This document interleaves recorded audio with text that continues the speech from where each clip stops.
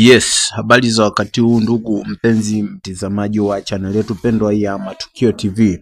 Leo inasikitisha, inahuzunisha basi la ABC High Class.